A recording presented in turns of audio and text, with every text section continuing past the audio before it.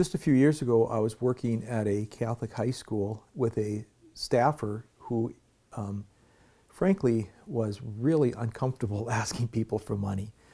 No matter how I counseled or trained or cajoled or encouraged, I just could not get this person, to pick up the phone and make calls and to do the actual work of development, right?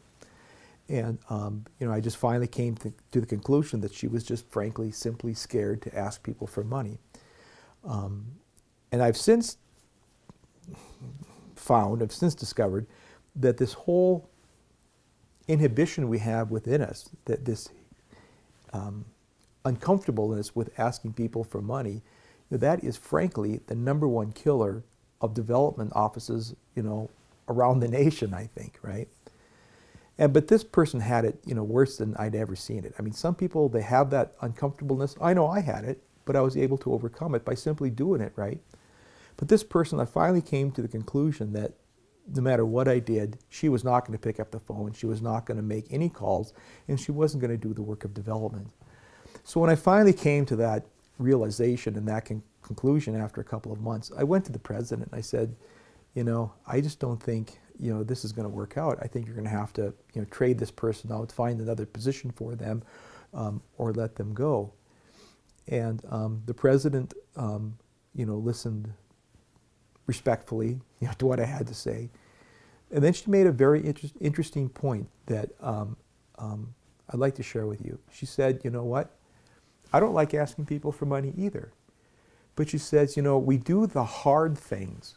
We do the things that we don't want to do or even necessarily like to do. We do them out of love, right? She said, I don't like, spending, 20 hours a week asking people for money in the midst of a capital campaign. There's other parts of being president that are a lot more enjoyable. But I love the students enough to do the things that I'm uncomfortable doing, to do the things that I know I have to do, despite the fact that, frankly, I don't like doing them. I don't want doing them.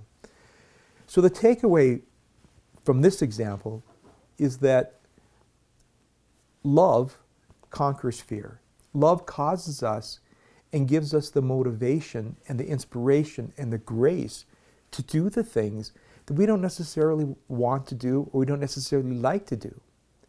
But if you think about all the great things that have been built in this country, from universities to museums to theaters, so on and so forth, hospitals, they were all done because somebody was generous enough to give and somebody else was courageous enough to ask. So find that place of love within yourself.